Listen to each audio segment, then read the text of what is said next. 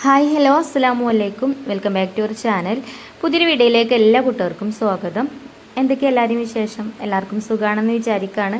അൽഹംദുലില്ലാ ഞങ്ങൾക്കും സുഖമാണ് കേട്ടോ. അപ്പോൾ ഇന്നലെ നമ്മൾ വീഡിയോ ഇട്ടിട്ടില്ലേ, ഇന്നലെ ഞായറാഴ്ചയല്ലേ, ഇന്നലെ ലീവാക്കിട്ടോ. അപ്പോൾ ഇത് ശനിയാഴ്ച എടുത്ത വീഡിയോ ആണ്. ശനിയാഴ്ച എനിക്ക് വിരുന്നുകാരുണ്ട്, എൻ്റെ അനിയത്തിയും അതേപോലെ ഓളും കുട്ടികളും ഹസ്ബൻഡും ഒക്കെ വന്നിട്ടുണ്ടായിരുന്നു. പിന്നെ നാത്തൂനും കുട്ടികളൊക്കെ ഓരും വന്നിട്ടുണ്ടായിരുന്നു കേട്ടോ. അപ്പോൾ നമുക്ക് ബിരിയാണി ഉണ്ടാക്കാമെന്ന് വിചാരിച്ച് ഞാനിതാ വേഗം ചിക്കനൊക്കെ കുറച്ച് നേരത്തെ കഴുകി വെച്ചിട്ടുണ്ട് കേട്ടോ. അപ്പോൾ അന്ന് രാവിലെ ബ്രേക്ക്ഫാസ്റ്റ് ഉണ്ടാക്കിയതൊന്നും ഞാൻ വീഡിയോയിൽ കാണിച്ചിട്ടില്ല. കുറച്ച് ക്ലീനിങ്ങും കാര്യങ്ങളൊക്കെ ഉണ്ടായിരുന്നു. അപ്പോൾ വീഡിയോ എടുക്കാൻ നിന്ന സമയം പോണതേ അറിയില്ല. അങ്ങനെ ക്ലീനിങ് ഒക്കെ കഴിഞ്ഞതിന് ശേഷമാണ് കേട്ടോ പിന്നെ കുക്കിങ്ങിന് നിൽക്കുന്നത്. അപ്പം ഉച്ചക്കൊക്കെ ഫുഡ് കഴിക്കാനവരൊക്കെ ഉണ്ടാവും. അപ്പോൾ ഇതിന് വേഗം ബിരിയാണിക്ക് റെഡിയാക്കി എടുക്കണം. അപ്പോൾ ഞാനിത് അവിടെ വേഗം ചിക്കന് ഫ്രൈ ചെയ്തിട്ടാട്ടോ ബിരിയാണി ഉണ്ടാക്കുന്നത്. ഇപ്പോൾ ചിക്കൻ ബിരിയാണി ആക്കാമെന്ന് വിചാരിച്ചു. കുട്ടികൾക്കൊക്കെ ചിക്കനാണ് ഇഷ്ടം. ഇനിയിപ്പോൾ അനിയത്തിൻ്റെ മക്കൾക്കാണെങ്കിലും ആങ്ങളുടെ കുട്ടികൾക്കാണെങ്കിലും ഒക്കെ ചിക്കനോടാണ് കേട്ടോ താല്പര്യം.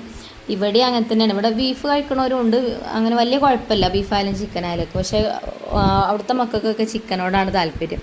അപ്പം ചിക്കൻ ബിരിയാണി ആക്കാമെന്ന് വിചാരിച്ചിട്ടോ. അപ്പോൾ ഇതാ ഞാൻ ചിക്കനിൽ മസാലയൊക്കെ തേച്ച് വെക്കുന്നുണ്ട്. മുളക് പൊടിയും മഞ്ഞൾപ്പൊടിയും അതേപോലെ തന്നെ കുറച്ച് സുർക്കയൊക്കെ ഒഴിച്ചിട്ട് പിന്നെ കോൺഫ്ലവറൊക്കെ ഇട്ടുകൊണ്ട് മസാലയൊക്കെ തേച്ച് വെക്കുന്നുണ്ട്. ഫ്രൈ ചെയ്തുകൊണ്ട് ബിരിയാണി ഉണ്ടാക്കാമല്ലോ വിചാരിച്ചിട്ടോ. നമുക്ക് സവാളയൊക്കെ റെഡിയാക്കി വരുമ്പോഴത്തേന് സവാളയൊക്കെ തൊലി കളയണം. അതേപോലെ ഇഞ്ചി വെളുത്തുള്ളിയും ഒക്കെ തൊലി കളയാനൊക്കെ ഉണ്ട്. അപ്പോൾ അത് ഉമ്മ ചെയ്യുന്നുണ്ട് കേട്ടോ. ഇഞ്ചി വെളുത്തുള്ളിയൊക്കെ തൊലി കളയാനൊക്കെ ഉമ്മ കൂടിത്തരും. അപ്പോൾ അതൊക്കെ ഉമ്മ ചെയ്യുന്നുണ്ട്. അപ്പം അതൊക്കെ ആകുമ്പോഴത്തേന് മസാല പിടിച്ചോളൂ ഇതിൽ. അങ്ങനെ ഞാൻ വേഗം മസാലയൊക്കെ തേച്ച് വെച്ചു. പിന്നെ ഞാൻ കഴിഞ്ഞ ദിവസം ഇട്ട വീഡിയോക്ക് ഒരുപാട് നല്ല നല്ല കമൻസും കാര്യങ്ങളൊക്കെ വന്നിട്ടുണ്ടായിരുന്നു കേട്ടോ. ഞാനിങ്ങനെ എനിക്ക് ഷുഗറിൻ്റെ കാര്യങ്ങളൊക്കെ പറഞ്ഞ് ഹോസ്പിറ്റലിൽ പോയ വിവരങ്ങളൊക്കെ പറഞ്ഞപ്പോഴേ ഒരുപാട് പേര് അവർക്ക് അറിയണ കാര്യങ്ങളൊക്കെ എനിക്ക് പറഞ്ഞു തന്നിട്ടുണ്ടെങ്കിൽ അങ്ങനെ ചെയ്താൽ മതി, ഇങ്ങനെ വെള്ളം കുടിച്ചാൽ മതി എന്നൊക്കെ പറഞ്ഞിട്ട് കേട്ടോ. അപ്പോൾ എന്തായാലും എല്ലാവരും ഞാൻ പറയണതൊക്കെ കേൾക്കണമുണ്ട്. അതേപോലെ തന്നെ അതിനുള്ള പ്രതിവിധിയൊക്കെ എനിക്ക് പറഞ്ഞു തരണമുണ്ടല്ലോ. അപ്പോൾ എനിക്ക് ഒരുപാട് സന്തോഷം കേട്ടോ. നമ്മൾ എന്താ പറയുക, നേരിൽ കണ്ടിട്ടില്ലെങ്കിലും ഒരു ഫാമിലി പോലെയാണല്ലേ ഇപ്പം. അപ്പോൾ എനിക്ക് വീഡിയോ ഇട്ടിട്ടില്ലെങ്കിൽ തന്നെ എന്തോ പോലെയാണ് കേട്ടോ. ഞാൻ നിങ്ങളെ കമൻറ്റൊക്കെ വായിക്കലുണ്ട്. ചില കമൻസൊക്കെ വായിക്കുമ്പോൾ നമുക്ക് വല്ലാത്തൊരു പോസിറ്റീവ് എനർജിയാണ്. ഇപ്പം ഫേസ്ബുക്കിലാണെങ്കിലും ഇൻസ്റ്റയിലാണെങ്കിലും ഒക്കെ നല്ല നല്ല കമൻസും കാര്യങ്ങളൊക്കെ വരുന്നുണ്ട് കേട്ടോ. അപ്പോൾ ഒരുപാട് സന്തോഷം.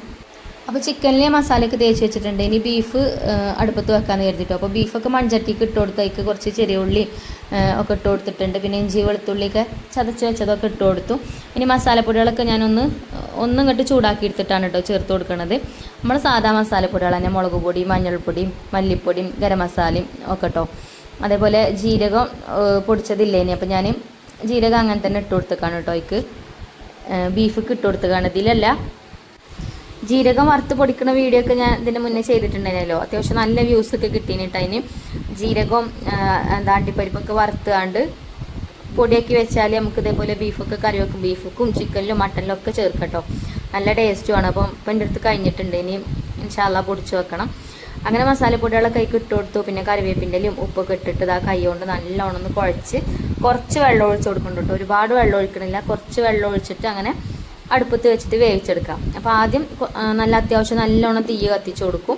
പിന്നെ കനലിൽ കടന്നിട്ട് ഇങ്ങനെ ചാമ്പി കടന്ന് വേവുക പറയില്ലേ, അങ്ങനെ വേവണം. അങ്ങനെ വേവുമ്പോഴാണ് കേട്ടോ ബീഫിന് ടേസ്റ്റ് കൂടുതൽ കിട്ടുക. അപ്പം ഒരു കപ്പ് വെള്ളം ഒഴിച്ച് കൈ കൊണ്ട് നല്ലോണം കുഴച്ച് അടച്ച് വെച്ചിട്ടുണ്ട്. ഇനി നമുക്ക് അടുപ്പ് കത്തിച്ചിട്ട് അടുപ്പത്ത് ബീഫ് വേവിക്കാൻ വെക്കാം. അപ്പോൾ നമ്മൾ ബിരിയാണിയൊക്കെ ഉണ്ടാക്കി വരുമ്പോഴത്തേന് ബീഫ് അവിടെ കടന്നിട്ട് അങ്ങനെ ആക്കാൻ പോലെ വന്നോളും. ഇപ്പോൾ പിന്നെ അടുപ്പ് കത്തിക്കാനും ഞാൻ എപ്പോഴും പറയുന്ന പോലെ നല്ല സുഖമാണല്ലേ.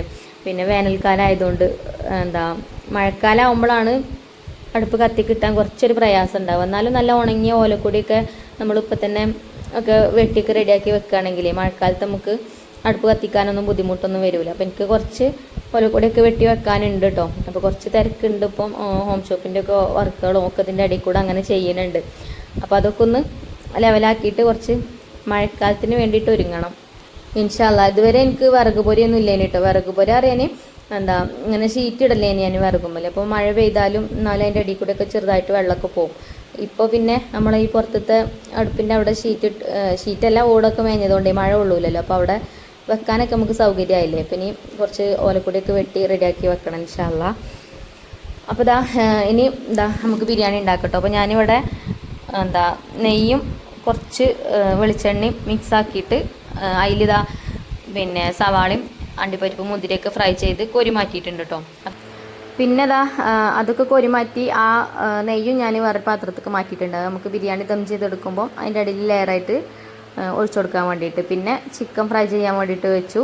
അങ്ങനെ ഇതാ ചിക്കനും ഇതാ ഫസ്റ്റ് ട്രിപ്പ് ആയിട്ടുണ്ട്. 2 ട്രിപ്പ് ആക്കിയിട്ടിട്ട് അങ്ങനെ ഫ്രൈ ചെയ്തെടുക്കാം കേട്ടോ.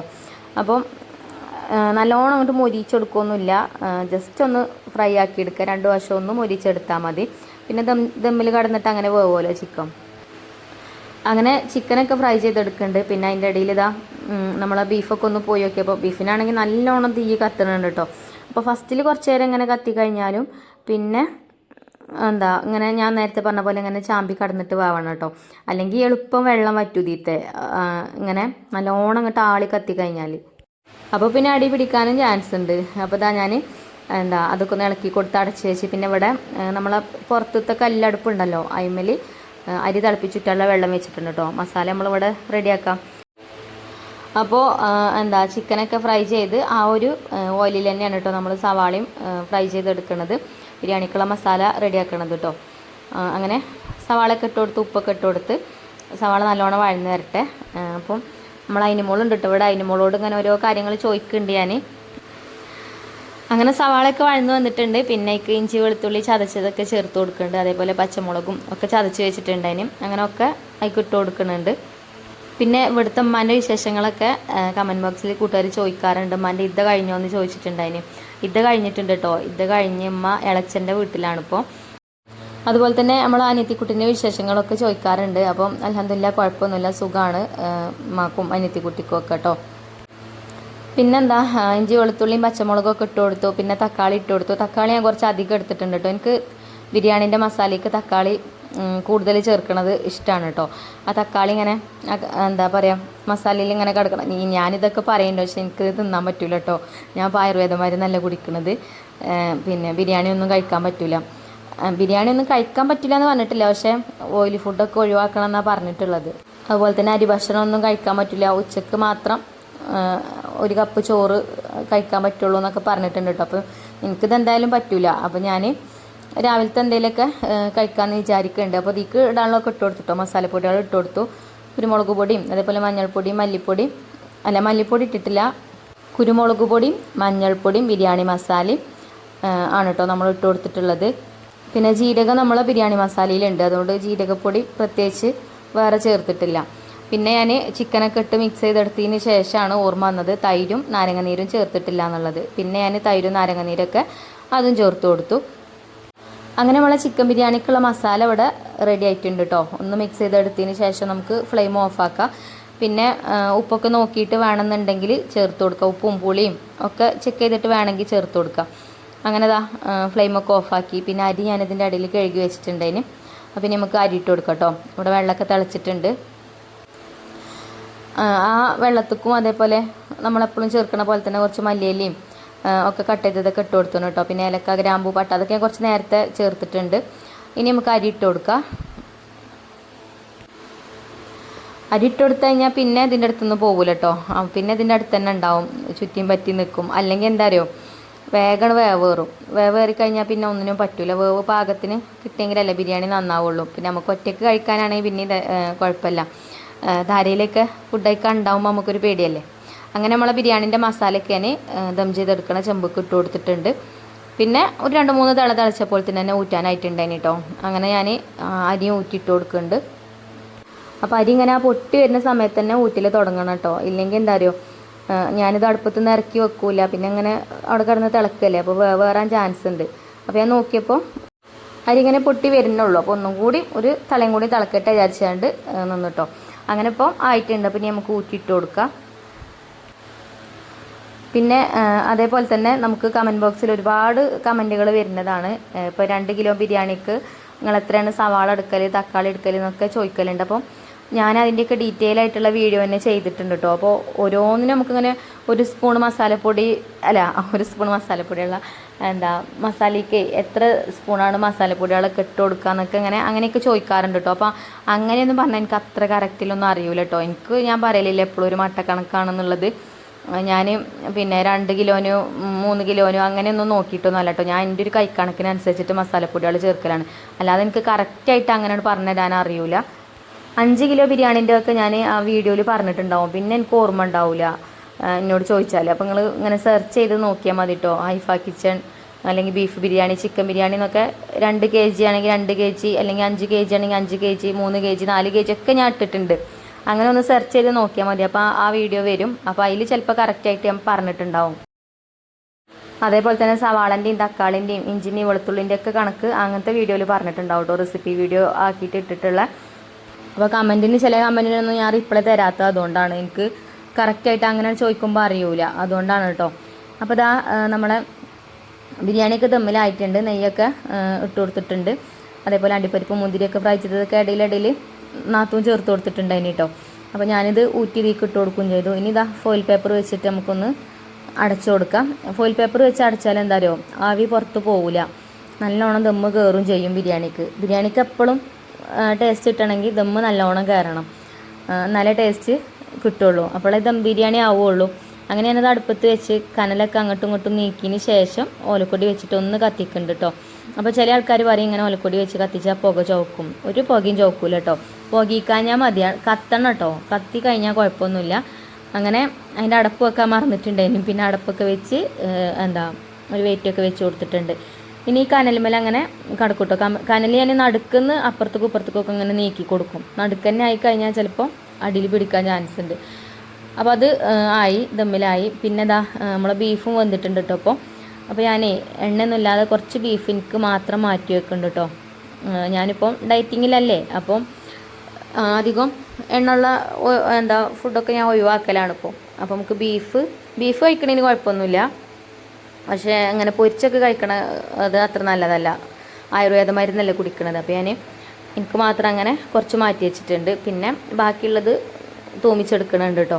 നമ്മൾ ഇരുമ്പ് ചട്ടിയൊക്കെ വെച്ച് വെളിച്ചെണ്ണ ഒഴിച്ചു കൊടുത്ത് അതിക്ക് ചെറിയ ഉള്ളിയൊക്കെ അരിഞ്ഞിട്ട് കൊടുത്തിന്. പിന്നെ കറിവേപ്പിൻ്റെ ഇലയൊക്കെ ഇട്ട് വേവിച്ച് വെച്ച ബീഫ് ഒഴിക്കണം ഇട്ട് കൊടുക്കുക. എന്നിട്ട് കുറച്ച് കുരുമുളക് പൊടി ഇട്ടിട്ട് അടച്ച് വെക്കുക കേട്ടോ. പിന്നെ കനൽ മതി, വിറക് കത്തണ്ട. കുറച്ച് നേരം അങ്ങനെ അടുപ്പത്ത് കടന്നു കഴിഞ്ഞാൽ ബീഫിന് നല്ല ടേസ്റ്റ് കൂടും. നല്ല ടേസ്റ്റാട്ടോ അങ്ങനത്തെ ബീഫ് കഴിക്കാൻ. പിന്നെ ഇരുമ്പിൻ്റെ ചട്ടി ആയതുകൊണ്ട് അടി പിടിക്കണ പേടിയില്ല, നല്ല കട്ടിയുള്ള ചട്ടിയാണ് കേട്ടോ.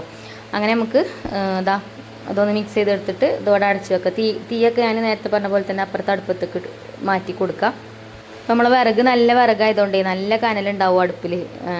അത്യാവശ്യം നല്ല കനൽ തന്നെ ഉണ്ട് കേട്ടോ. പിന്നെ വിറകും തന്നെ കുറച്ച് മതി. ഇങ്ങനെ ആകുമ്പം കുറച്ചൊക്കെ കനലിൽ കടന്നിട്ട് അങ്ങനെ റെഡി ആയിക്കോളും. അതേപോലെ ചോറൊക്കെ വെക്കുമ്പോൾ അങ്ങനെ തന്നെ മൺകാലത്തിലൊക്കെ അല്ലേ നമ്മൾ ചോറ് വെക്കുക. നല്ലോണം തിളച്ച് കഴിഞ്ഞാൽ പിന്നെ കനലുണ്ടെങ്കിൽ ആ കനൽമേൽ അങ്ങനെ കടന്നുകൊണ്ടും പോവും. അങ്ങനെ ഞാൻ കുരുമുളക് പൊടിയൊക്കെ ഇട്ട് കൊടുത്തിട്ടോ. ഇനി അടച്ച് വെച്ചിട്ടുണ്ട്. അപ്പോൾ അവിടെ കിടക്കട്ടെ. അങ്ങനെ എല്ലാവരും കുളിയും ഒക്കെ കഴിഞ്ഞിട്ടുണ്ട്. ഞാനിനി കുളിക്കാനുണ്ട് കേട്ടോ. എനിക്ക് കുളിക്കാണ്ട് തുണികളൊന്നും അലക്കണില്ല, കുറച്ച് അലക്കാനൊക്കെ ഉണ്ട്. കുറച്ചമ്മ രാവിലെ അലക്കിയിട്ടിട്ടുണ്ട്. അപ്പോൾ അതൊക്കെ ഇനി നാളെ ചെയ്യാൻ വിചാരിച്ചു. ഇനിയിപ്പോൾ ഓരൊക്കെ വരുമ്പോഴത്തേന് കുളിക്കണം. അങ്ങനെ കുളിയും നിസ്കാരമൊക്കെ കഴിഞ്ഞ് വന്നതാട്ടോ. അപ്പോൾ ഫുഡ് കഴിക്കാനൊക്കെ ആയിട്ടുണ്ട് സമയം. അപ്പോൾ നമ്മളെ ഗസ്റ്റൊക്കെ വന്നിട്ടുണ്ട്. കുറച്ച് നേരം അവരോട് വർത്താനം പറഞ്ഞൊക്കെ ഇരുന്ന് ഇനി നമുക്ക് ബിരിയാണീൻ്റെ ദമ്മ് പൊട്ടിക്കാം. ഞാൻ അതിൻ്റെ മേലേക്ക് കുറച്ച് കനലിട്ടീന് കേട്ടോ, അടുപ്പിൻ്റെ മേലെ. അപ്പോൾ ആ കനലൊക്കെ ഞാൻ കൊണ്ടുപോയി മാറ്റി. ഇപ്പോൾ ഏകദേശം ഒരു 1.5 മണിക്കൂറൊക്കെ ആയിട്ടുണ്ട് കേട്ടോ നമ്മൾ ബിരിയാണി ദം ചെയ്തെടുത്തിട്ട്. അങ്ങനെ 1 മണിക്കൂർ എന്തായാലും കിടക്കണം, അപ്പോഴാണ് നല്ല ടേസ്റ്റ് ഉണ്ടാവുക. ഇനിയിപ്പോൾ കമൻറ്റ് ബോക്സിൽ ചോദിക്കും നിങ്ങൾക്ക് ഈ ബിരിയാണി മാത്രമേ ഉണ്ടാക്കാൻ അറിയുള്ളൂ. ബിരിയാണി മാത്രമൊന്നുമല്ല, നമുക്ക് വേറെ മന്തി അങ്ങനത്തെ ഐറ്റംസൊക്കെ ഉണ്ടാക്കാൻ അറിയാം. പക്ഷേ കുട്ടികൾക്കൊക്കെ ഇഷ്ടം ബിരിയാണിയാണ്. അപ്പോൾ പിന്നെ ബിരിയാണി ഉണ്ടാക്കാന്നുള്ളൂ കേട്ടോ. മന്തി ഇഷ്ടമൊക്കെ തന്നെയാണ്. അപ്പോൾ ഇനി ഉണ്ടാക്കുമ്പോൾ നമുക്ക് മന്തി ഉണ്ടാക്കാം. മന്തി ഞങ്ങളിപ്പോൾ നേരെ ഒരു ദിവസം ഉണ്ടാക്കിയിട്ടുണ്ട്. അപ്പോൾ അതുകൊണ്ടാണ് കേട്ടോ ഒന്ന് ബിരിയാണി ആക്കിയത്. ഓരോ വീട്ടിലും ഓരോരോ ശീലങ്ങൾ വയ്ക്കാറില്ലല്ലേ, ഓരോരോ ഇഷ്ടങ്ങൾ വയ്ക്കാറും. അപ്പോൾ അതിനനുസരിച്ചിട്ടല്ലേ നമ്മൾ ഉണ്ടാക്കുക അങ്ങനെ കേട്ടോ. അപ്പോൾ ബിരിയാണി റെഡി ആയിട്ടുണ്ട്. ബിരിയാണിയിൽ മഞ്ഞ കളർ കുടിക്കണോ ഒരു ഡൗട്ട് ഉണ്ട് അല്ലേ. പക്ഷേ അത്ര ഞാൻ കുറച്ചിട്ടിട്ടുള്ളൂ കേട്ടോ മഞ്ഞളൊക്കെ. എന്നാലും ചെറുതായിട്ടൊരു മഞ്ഞപ്പുണ്ട്. എന്നാലും കുഴപ്പമൊന്നുമില്ല, ടേസ്റ്റൊക്കെ ഉണ്ട്. ഇനി അറിഞ്ഞു കേട്ടോ. ഞാൻ കഴിച്ചു നോക്കിയിട്ടൊന്നുമില്ല, എനിക്ക് കഴിക്കാൻ പറ്റൂലല്ലോ. അപ്പം ബിരിയാണിയൊക്കെ ഞാനിതാ വിളമ്പണുണ്ട്. വിളമ്പിയൊക്കെ ടേബിളിൽ കൊണ്ടുപോയി വെക്കുന്നുണ്ട്. എന്നിട്ട് ഒക്കെ വിളമ്പിയിട്ട് ഫുഡ് കഴിക്കാൻ എല്ലാവരും വിളിക്കുന്നുണ്ട് കേട്ടോ. പിന്നെ ബാബുവിന് ഇപ്പോൾ വരാൻ പറ്റില്ല, കുറച്ച് കഴിഞ്ഞിട്ടേ വരുള്ളൂ. കടയിൽ തിരക്കുള്ള ടൈമേക്കാരപ്പോൾ തിരക്കൊഴിയുമ്പം വരും. അങ്ങനെ ബിരിയാണി ബിരിയാണീൻ്റെ മസാലയും ഒക്കെ ഞാനൊരു തട്ടിക്ക് വിളമ്പുണ്ട് കേട്ടോ. അപ്പോൾ ഇത് അടിയിലൊന്നും പിടിച്ചിട്ടില്ല കേട്ടോ, നല്ല അടിപൊളിയായിട്ട് കിട്ടിയിട്ടുണ്ട്. അപ്പോൾ നമ്മളിങ്ങനെ ഓലക്കൊടി വെച്ച് തീ കത്തിക്കുമ്പോഴേ ചില കുട്ടികളൊക്കെ ചോദിക്കാറുണ്ട് ഇത് അടിയിൽ പിടിച്ചൂല എങ്ങനെ തീ കത്തിച്ചാലെന്നൊക്കെ. അങ്ങനെ പിടിക്കൊന്നുമില്ല കേട്ടോ. ഞാൻ പറഞ്ഞല്ലോ കനൽ ഞാൻ അപ്പുറത്തേക്കും ഇപ്പുറത്തേക്കൊക്കെ മാറ്റിയിട്ട് ആണ് തീ കത്തിക്കുക. തീ എല്ലായിടത്തേക്കും എത്തണം, അപ്പോഴുള്ളൂ ദമ്മ് നല്ലോണം കയറുകയും ചെയ്യുക. അപ്പോൾ കണ്ടോ സെറ്റല്ലേ ബിരിയാണി. അപ്പം അങ്ങനെ ഞാൻ ഒക്കെ ടേബിൾ മേലൊക്കെ കൊണ്ടുപോയി വെച്ച് ഒക്കെ വിളമ്പി ഒരൊക്കെ വിളിച്ചിട്ടോ. പിന്നെ നമ്മൾ ബീഫ് വരട്ടിയത് കൊടുത്തുകൊണ്ടൊന്നു. പിന്നെ എന്താ തൈര് സാലഡ് ഉണ്ട്, പിന്നെ അച്ചാറുണ്ട്. ഇനിയും ഒക്കെ കുട്ടികൾക്കൊക്കെ വിളമ്പി കൊടുത്ത്. അപ്പോൾ അങ്ങനെ എല്ലാവരും ഒരുമിച്ചിരുന്നാട്ടോ ഒന്ന് ഫുഡ് കഴിച്ചത്. പിന്നെ ഞാൻ ബാവുവിനെ കാത്തുനിന്ന് ഞങ്ങൾ രണ്ടാളും പിന്നെ ഓരൊക്കെ കഴിച്ചതിന് ശേഷമാണ് കഴിച്ചത് കേട്ടോ. ഇതാ കണ്ടോ ഞാൻ കഴിക്കുന്നത് ഇതാണ്, റാഗി സേമിയ കൊണ്ടുള്ള പുട്ട് രാവിലെ ഉണ്ടാക്കിയതാണ്. അപ്പോൾ ഇന്നത്തെ വീഡിയോ അത്രേ ഉള്ളൂ.